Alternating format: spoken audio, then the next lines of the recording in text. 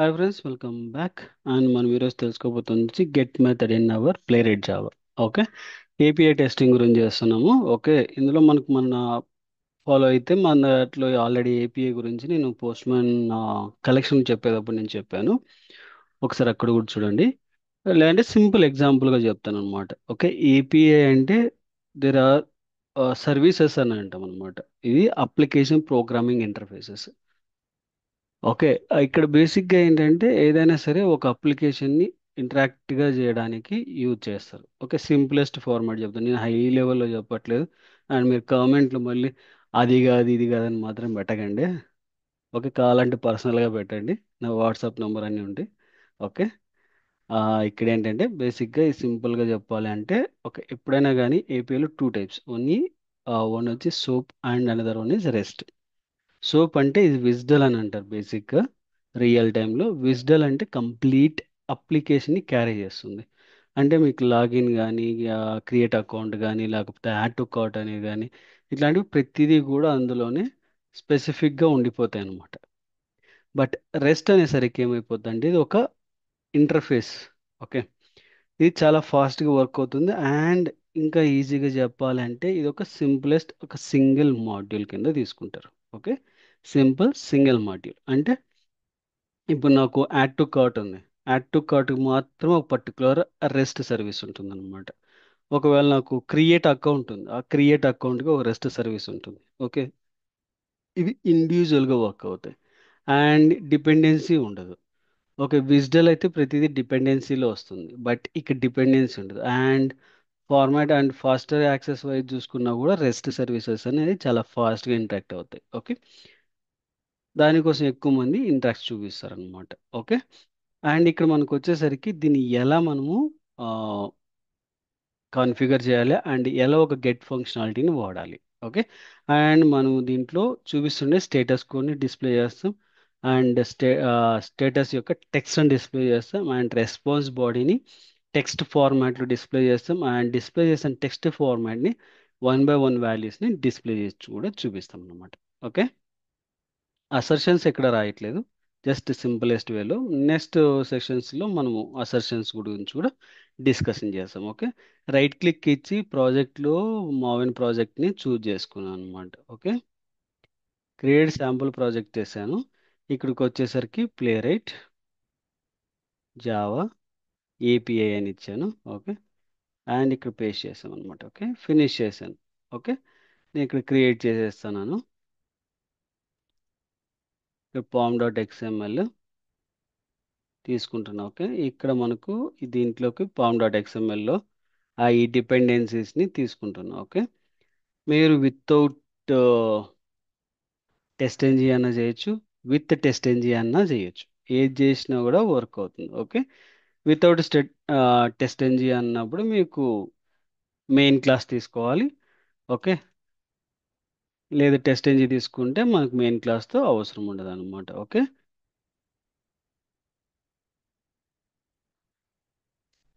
ఇక్కడ నేను సేవ్ చేస్తున్నా. ఓకే, అండ్ ఇది క్లోజ్ చేస్తున్నాను. ఓకే, ఇక్కడికి వచ్చేసరికి బిల్డ్ పాత్ చూడండి, మనకు 1.5 వర్షన్ తీసుకుంది కాబట్టి మనం ఇక్కడ చేంజ్ చేసుకోవాలి. అండ్ బిల్డ్ పాత్ వచ్చేసరికి నేను 1.8లోకి కన్వర్ట్ చేస్తున్నా. Okay, and finish, apply, apply and close. Okay, and ఇక్కడ టెస్ట్ జావా ఉంది కదా, ఇందులోకి వచ్చేసరికి నేను ఒక ప్యాకేజ్ అనేది క్రియేట్ చేస్తున్నాను, com.api. ఓకే, ఫినిష్ చేస్తాను. ఇక్కడ వచ్చేసరికి ఒక క్లాస్ క్రియేట్ చేస్తున్నాను. నేను టెస్ట్ ఎన్జీ వాడాను కాబట్టి నేను మెయిన్ క్లాస్ తీసుకోను. ఓకే, నేను get call and main class మీద లేదు. ఒకవేళ మీరు టెస్ట్ ఎన్జీ తీసుకోలేదంటే మెయిన్ క్లాస్ మీద క్లిక్ చేయండి. ఓకే, నా ఫినిష్డ్. ఓకే, నా ఇక్కడికి వచ్చేసరికి మనకు @test. Okay, యానిటేషన్ public void get method. Okay, ఇప్పుడు ఇక్కడ మనకు బేసిక్ మనకు రిక్వెస్ట్ క్రియేట్ చేయాలి. ఏం రిక్వెస్ట్? ప్లే రేట్ యొక్క request. Okay, play right. Okay, play right is equal to a playwright dot create. Okay, we are created the playwright request. ఈ playwright request లోంచి మనకు న్యూ కాంటెక్స్ట్ క్రియేట్ చేయాలి. Okay, new context ఎప్పుడు create చేసాం? Browser కి create చేస్తున్నాం. Basic మనం last sessions అన్ని కూడా మనం బ్రౌజర్ చూసాం. ఓకే, ఇక్కడ రిక్వెస్ట్ కి న్యూ కాంటెక్స్ట్ క్రియేట్ చేయాలి. ఓకే, రిక్వెస్ట్ కి న్యూ కాంటెక్స్ట్. ఓకే, ఎలా క్రియేట్ చేస్తాం చూసాం. డాట్, ఇక్కడ చూడండి క్రోమియం ఉంది. ఓకే, ఫైర్ ఫాక్స్ ఉంది. ఈ రెండు కూడా మనకి ఏంటంటే బేసిక్గా బ్రౌజర్ ఇంటరాక్షన్ కాబట్టి మనకి ఇక్కడ రిక్వెస్ట్ ఉంది. ఇక్కడ చూడండి ఏపీఐ రిక్వెస్ట్ అనేది మనకు ప్రొవైడ్ చేశారు.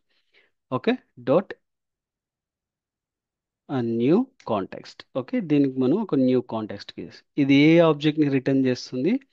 రిక్వెస్ట్ ఆబ్జెక్ట్ని. Okay, API request context object. Okay, ఇక్కడ నేను ఏం చేస్తానంటే రిక్వెస్ట్ మీనింగ్ఫుల్గా మనకు అర్థం అవడానికి రాసుకుంటున్నా. ఓకే, మీరు ఏదైనా నేమ్ ఇచ్చుకోవచ్చు. ఓకే, నేను ఇచ్చిందే ఇవ్వాలనడానికి ఏం లేదు, యాజ్ యువర్ విష్ అనమాట. ఓకే, నా ఏపీఐ రెస్పాన్స్ తెచ్చుకోవాలి కాబట్టి నేను రెస్పాన్స్ తీసుకుంటున్నాను. ఇక్కడికి వచ్చేసరికి రిక్వెస్ట్ డాట్, మన ఫంక్షనాలిటీ వచ్చి గెట్ కాబట్టి నేను గెట్. ఓకే, ఇక్కడ మనకు యుఆర్ఎల్ పాస్ చేయాలి. నేను దీనికోసం ఏం చేస్తున్నానంటే ఈ రెస్ట్ఫుల్ బ్రోకర్స్ అని చెప్పేసి ఒక వెబ్సైట్ ఉంది. ఇందులో మనకు ఈ పర్టికులర్ సర్వీస్ని తీసుకుంటాం. ఇది ఏం చేస్తుందంటే దీనికి యాక్సెస్ టోకెన్ ఏం అవసరం లేదు, హెడర్స్ కూడా అవసరం లేదు. ఆటోమేటిక్గా మనకు రెస్పాన్స్ అనేది స్టేటస్ కోడ్ అండ్ స్టేటస్ యొక్క text and response body display చేస్తుంది. వీటిని మనము రీడ్ చేస్తాం. ఓకే, ఇప్పుడు నేను ఇక్కడ పెడతాను. ఓకే, హెడర్స్ అన్ని కూడా మనం నెక్స్ట్ వీడియో సెషన్లో చూసుకుందాం. ఓకే, మనకు ఫస్ట్గా మనం ఏమనుకున్నాము, స్టేటస్ కోడ్ని డిస్ప్లే చేస్తాం మనం. ఓకే, కాబట్టి నేను ఏం చేస్తున్నాను అంటే status code. Okay,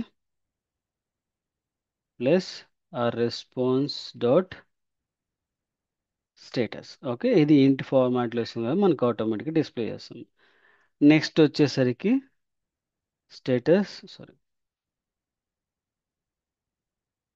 status text. Okay,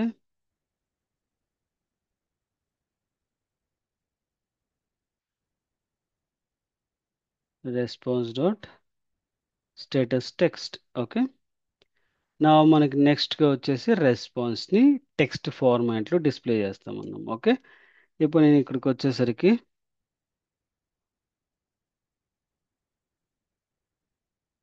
response body. Okay, response dot text. Okay, ఇది టెక్స్ట్ ఫార్మాట్. ఇక నేను రన్ చేస్తున్నాను. ఓకే, నేను టెస్ట్ ఎంజీ కాబట్టి నా టెస్ట్ ఎంజీలో రన్ చేస్తున్నాను. మీరు మెయిన్ అయితే డైరెక్ట్గా జావా అప్లికేషన్లో రన్ చేస్తే సరిపోద్ది. ఓకే,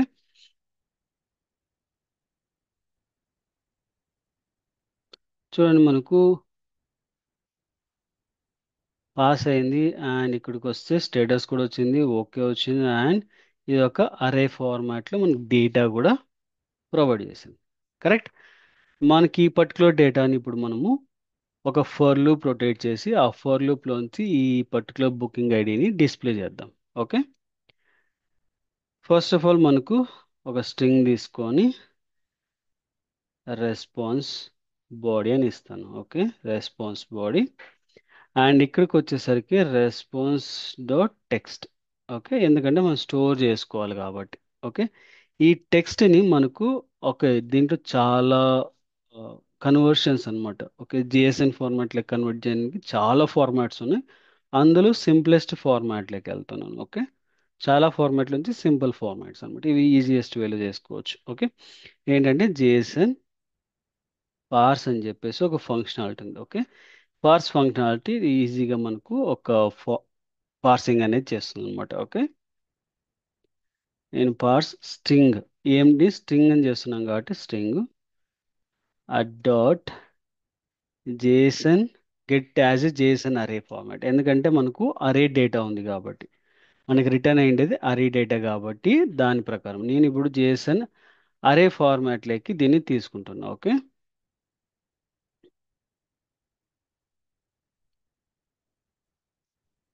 అండ్ దెన్ మనకి ఇక్కడ ఈ పర్టికులర్ జేసన్ అరే వచ్చింది కాబట్టి ఇక్కడ మనం ఫర్ లూప్ రొటేట్ చేయాలి. ఓకే, ఫర్ లూప్ రొటేట్ చేయాలి. ఫర్ లూప్ రొటేట్ చేసేటప్పుడు ప్రతి JSON లో ప్రతిదీ కూడా ఒక ఎలిమెంట్ ఫార్మాట్లోకి తీసుకుంటుంది. కాబట్టి మనం JSON ఆబ్జెక్ట్ని కన్వర్జేషన్ చేసుకోవాలి. ఓకే, JSON ఆబ్జెక్ట్ని ఆబ్జెక్ట్ ఎలిమెంట్స్లోకి తీసుకున్నాక కోలన్ ఇచ్చి ఈ JSON అరేని రెఫర్గా ఇచ్చేస్తే సరిపోద్ది. ఓకే, ఇక్కడ JSON ఆబ్జెక్ట్ వచ్చి ఇక్కడ ఎలిమెంట్స్ వచ్చాయి. ఏ ఎలిమెంట్ వచ్చింది? ఫస్ట్ మనకు ఈ పర్టికులర్ ఎలిమెంట్ వస్తుంది. ఇందులో నుంచి మనకు స్పెసిఫిక్ ఎలిమెంట్ని రీడ్ చేయాలి. ఓకే, మనకు ఆటోమేటిక్గా మనకు ఫర్ లూప్లో అది వచ్చింది, కానీ మనకు అది ఒక ఆబ్జెక్ట్ ఫార్మాట్లో కన్వర్ట్ చేయాలి. ఎందుకంటే ఇది ఆబ్జెక్ట్లో తీసుకుంటే మనం ఈ పర్టికులర్ ఇస్తే ఈ వాల్యూ డిస్ప్లే అవుతుంది. కాబట్టి ఈ ఎలిమెంట్లో నుంచి మనం ఎక్స్ట్రాక్ట్ చేస్తాం. ఏం ఎక్స్ట్రాక్ట్ చేద్దాం? Get as a object JSON object కింద ఎక్స్ట్రాక్ట్ చేస్తున్నాను. ఓకే, ఈ పర్టికులర్ JSON ఆబ్జెక్ట్ రిటర్న్ చేసినప్పుడు ఏం చేస్తుంది? JSON ఆబ్జెక్ట్ లేక రిటర్న్ చేస్తుంది. ఓకే,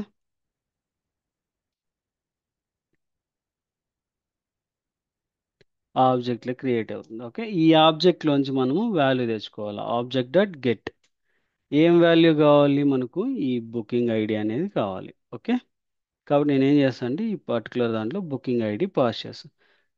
ఓకే, గెట్ యాజ్ ఇంట్ ఫార్మాట్. ఓకే, అది ఇంటీజర్ ఫార్మాట్లో మనం కన్వర్ట్ చేసుకుంటే ఈజీగా ఉంటుంది కాబట్టి దాన్ని మనం కన్వర్ట్ చేస్తున్నాం. Okay,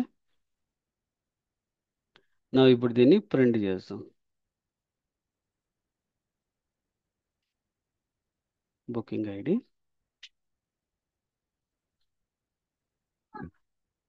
booking ID okay, save చేస్తాం. ఇప్పుడు చూడండి ఇక్కడ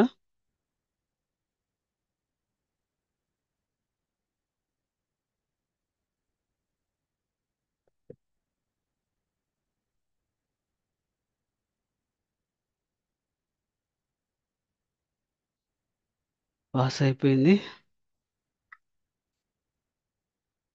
చూడండి మనకు బుకింగ్ ఐడి అనేది డిస్ప్లే చేసేస్తుంది. ఇలా మనకు ఈజీగా డిస్ప్లే అని చేసుకోవచ్చు. ఓకే, దీని తర్వాత ఒకవేళ మనకు ఈ పర్టికులర్గా నేను ఒక ఐడి ఇచ్చాను. ఓకే, పోస్ట్ మ్యాన్ ఓపెన్ చేద్దాం.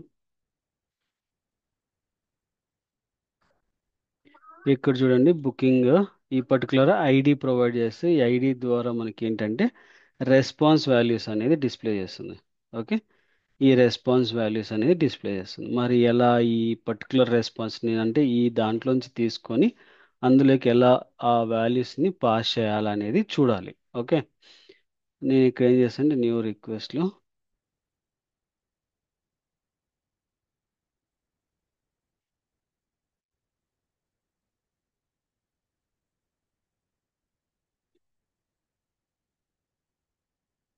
ఇక్కడ వచ్చేసరికి మనకు